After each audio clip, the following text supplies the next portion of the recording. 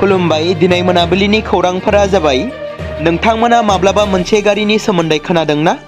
जेराव swimming pool मख'नो गोनांदि आमेरिकायाव ओरैबायदि मोनसे गारि दं जाय गासैबो आखुथायफोरजों फैयो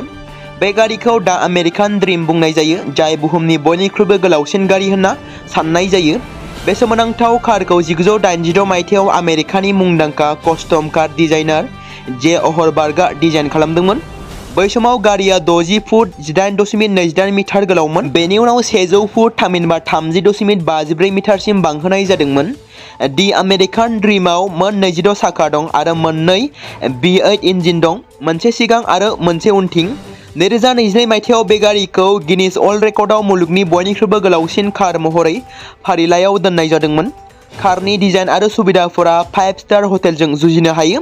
बेनि आखुथायफोरा जादों गंसे सुइमिं पुल डाइभिं बोर्ड गिदिर वाटार बेड बाथटब मिनि गल्फ कोर्स आरो हेलिपेड बे गारियाव मोनसे समावनो सा 75 सुबुंफोरा जिरायनो हायो होनना मिथि मोनदों नैथि खौराङाव दङ जायखिजाया धोरोमनियानो जायाथों मानो सासे सुबुङा बिसि थाखानानै नैथि हाबा खालामोब्ला 7 बोसोर जोबथेसालियाव थांनांगोन बे बाथ्राखौ बुंदों रायजोनि गिबि मन्त्रि डक्टर हिमन्त बिश्व शर्मा बिथाङा दिनै बीर लाचित सेनानि सा 8 सोद्रोमाफोरखौ किडनेप खालामनो नाजानायनि दायाव नोगोराव खारदों फुंनि 9:30 रिंगासो समाव आफादनि 10 आरो 12 सोद्रोमानि मोनसे हानजाया प्रतीक्षा देहा फाहामसालिनि मोखाङाव सासे लाइमोनखौ लांखारनो नाजादोंमोन बे सेंग्रानिफ्राय गासै 15 आरो 20 लाख रां दाबि खालामनायनि अजदनि सायाव सोद्रोमाफोरखौ बेरेखायै केस थिसननाय जादों बेनि उनाव दिसपुर पुलिसआ मोनसे अपारेशन खालामनानै आफादनि सा 8 सोद्रोमाफोरखौ खारदों बे जाथायजों लोब्बा थानाय दायनिगिरिफ्रा फारियै बिश्वजित दले इमाजुल हक रहन आली महन बरा नीतू आहमेद चिन्मय देब रियाज आहमेद आरो बिराज बाला कलिता होनना सिनायथि होदों आरो इरशाद खान मुंनि सुबुंनि रिपर्टनि सायाव बिथा खालामनानै पुलिसआ नायबिजिरनायखौ जागायो आरो सेंग्राफोरखौ खादोंमोन होनना मिथिहोदों लांखारजानाय सुबुं राहुल मिश्राया इरशाद खाननि लोगो होनना मिथिहोदों फिन खेबसेबाव मोहम्मद इउनुसआ आसाम आरो सा सानजा हादोरखौ बांलादेशनि मानसावगारियाव सोफादेरदों बावैसो सिगां बांलादेशनि इन्टारिम गाहाय मन्थ्रिया बे दान्थे बिदान्थेनि गोनां मेपखौ फोसावदों बे दान्थे बिदान्थे गोनां मेपखौ इउनुसआ पाकिस्ताननि जइन्ट चिफ वर्कार्स एसोसिएशननि मासिगिरि जेनेरेल साहिर शमशाद मिर्जानो अन्थोब महरै होदोंमोन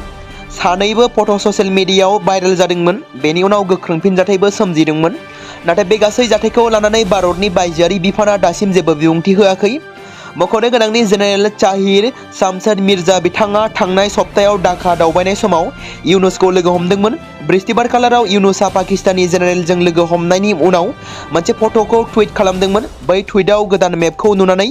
बयबो सोमोनांदोंमोन बे मेपखौ लानानै भारतनि बायजोआरि बिफाना मा राहा लायो बेखौ नायनाया गोसो गोनां जागोन इन्डियान पाइलट्स गिल्डआ सिभिल एभिएशननि डाइरेक्टरखौ बइं 787 ड्रीम लाइनार बिरखंखौ सालायनो थाखाय बावैसो बारायनाय फ्लाइट डिउटी टाइम लिमिट थामहिनबा FDTL खौ बोखारनो खावलायदों इन्डियान पाइलट्स गिल्डआ डाइरेक्टर जेनेरेल अफ सिभिल एभिएशननिसिम हरनाय लाइजामाव मख'नाय जादों दि बइं 787 ड्रीम लाइनारनि थाखाय फ्लाइट डिउटी टाइम लिमिटआ बे बारायनायनि थिरांथाया मेंनायनि जाहोनाव गोरोन्थि जानायनि खैफोदखौ बांहोनाय नुनो मोन्दों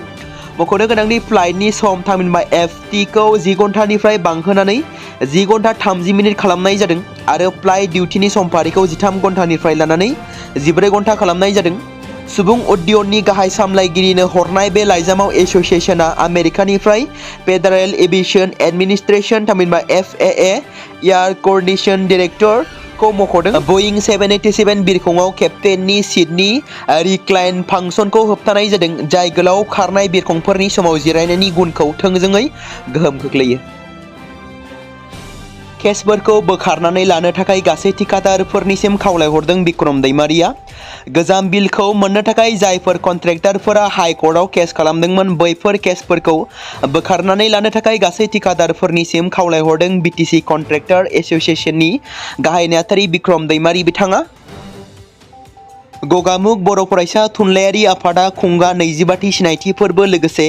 रुफाथि मायथाइ फालिथायखौ मैया सुबुनसिरि फरायसालिमायाव गाजा गोमजायै खुंफुंनाया जालाङो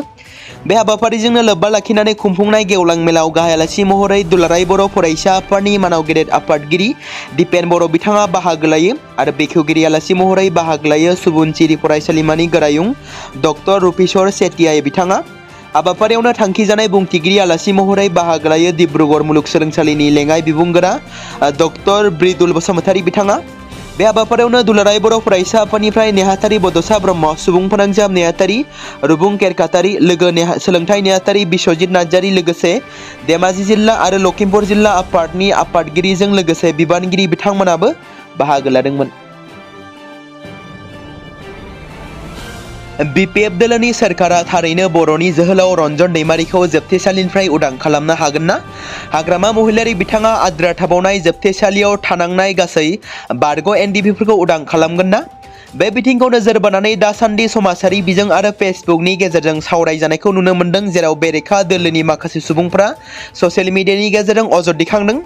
जेराव ओरैबायदि बाथ्रा फोरमायथिदों। हाग्रामा महिलारि दैदेननाय BPF पार्टिया गोहोआव फैनायनि उनाव रन्जन दैमारिखौ उदां खालामनांगौ, बेखौ लानानैनो सावरायजानायखौ नुनो मोन्दों। आसा खालामो बिथां हाग्रामा महिलारिया जाहाथे बिर जोहोलाव रन्जन दैमारिखौ जोबथेसालिनिफ्राय उदां खालामनायाव हानायमानि खामानि मावगोन आरो गासै आद्रा थाबावनाय गनो गोनां बारग' NDPफोरा जाहाथे उदां अख्राङाव फैनो हायो। बे बाथ्राखौ मख'नो गोनांदि थांनाय 5 बोसोराव प्रमद बर' दैदेननाय UPPL सोरखारा जोबथेसालियाव थानांनाय माखासे बारग' NDPफोर जाय बिथांमोना NIA केस नांनानै दंमोन, बिथांमोना जोबथेसालिनिफ्राय उदां जानो हादों आरो नखर आरो समाजाव गोरोबलायनानै थाफैनो बिथांमोना खाबु मोनदों। नाथाय बेनि अनगायै CBI केसजों एक्टिभ जानानै थानांनाय गेदेमा रन्जन दैमारिजों लोगोसे माखासे बारग' NDPफोरा दासिमबो जोबथेसालियावनो दं। बेनिखायनो जाहाथे बिथांमोनखौ उदां खालामनायाव BTCनि गोदान खुंथाइ सोरखार थामहिनबा BPF सोरखारा उदां खालामनायाव जाहाथे हानायमानि मदद खालामगोन, बेखौनो आसा खालामनाय थाबाय। बे समाव मोनसे गोनां फोसावथाय बर' सावथुन नायनानै मोजां मोनग्रा गासै बर' रायजो राजाफोरनि गेजेराव लानानै फैदों मोनसे बर'नि OTT प्लेटफर्म गोनां, जाय प्लेटफर्मनि गेजेरजों नोंथांमोना बर'नि गोदान गोजाम सावथुनफोरखौ नुनो मोनगोन। थांनाय माखासे बोसोर सिगां बर'नि गेजेराव लानानै फैनाय निउबो एप बायदिनो फिन आरोबाव लानानै फैदों बर' रायजो राजाफोरनि थाखाय। बे बाथ्राखौ मख'नाया गोनांदि 2025 मायथाइनि जानुवारि दानाव ओंखारनाय आंगो स्ट्रिम मुंनि मोनसे OTT प्लेटफर्म गोनां निउबो एपनि गेजेरजों नोंथांमोना गोबांथार बर'नि सावथुनफोर जेरै ट्रेजेडि, रमान्टिक, एक्शन आरो कमेडिजों बुंफबनाय सावथुनफोरखौ नुनो मोनगोन, जेरै सनानि नखर, थांखि गैयै समाज, अनसुला आफा, हिर', बिमा बायदि बाजै, अर, थैसाम, वान्टेड, संदान आरो रं नाम्बार बायदि सावथुनफोरा मख'जाथाव। बेफोर सावथुनफोरखौ नायनो थाखाय नोंथांमोना गिबियावनो आंगो स्ट्रिम एपखौ गावनि मबाइलाव थानाय प्ले स्ट'रनिफ्राय डाउनल'ड खालामनानै लोगोसे इनस्टल खालामनानै गावनि मबाइल नाम्बारजों लगइन खालामनानै लाग्रोनांगोन। बेनि उनाव नोंथांमोना गोबांथार नुनो मोनै सावथुनफोरखौ गुगोल पे, फन पे आरो पेटिएमजों रं नाम्बार सावथुनखौ नायनो थाखाय 60 रां आरो संदान सावथुनखौ नायनो थाखाय 80 रां, वान्टेड सावथुनखौ नायनो थाखाय 60 रां, थैसाम सावथुनखौ नायनो थाखाय 60 रां, बेबायदिनो गोबांथार नुनो मोनै सावथुनफोरखौ नायनो थाखाय सुबिदा खालामनानै होदों आंगो स्ट्रिम प्लेटफर्मा। फिन नोंथांमोननि गेजेराव फोरमायबावनो लादों बर' सावथुन नायनानै मोजां मोनग्रा गासै बर' रायजो राजाफोरनि गेजेराव लानानै फैदों मोनसे बर'नि OTT प्लेटफर्म गोनां, जाय प्लेटफर्मनि गेजेरजों नोंथांमोना बर'नि नुनो मोनै सावथुनफोर जेराव गोदान गोजाम सावथुनफोरखौ नुनो मोनगोन।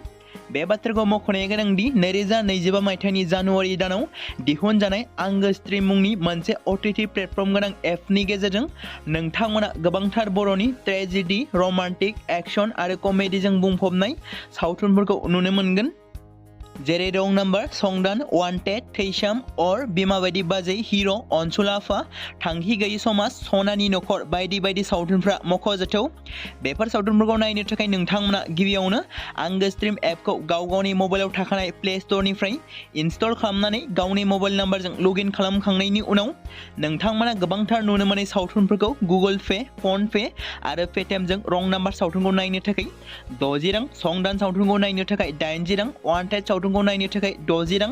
थैसाम सावथुनखौ नायनो थाखाय 60 रां, बेफोरबायदिनो अर सावथुनखौ नायनो थाखाय 60 रां पे खालामनांगोन। बेबायदिनो गोबांथार नुनो मोनै बर' सावथुनफोरखौ नायनो थाखाय सुबिदा खालामनानै होदों आंगो स्ट्रिम प्लेटफर्मा।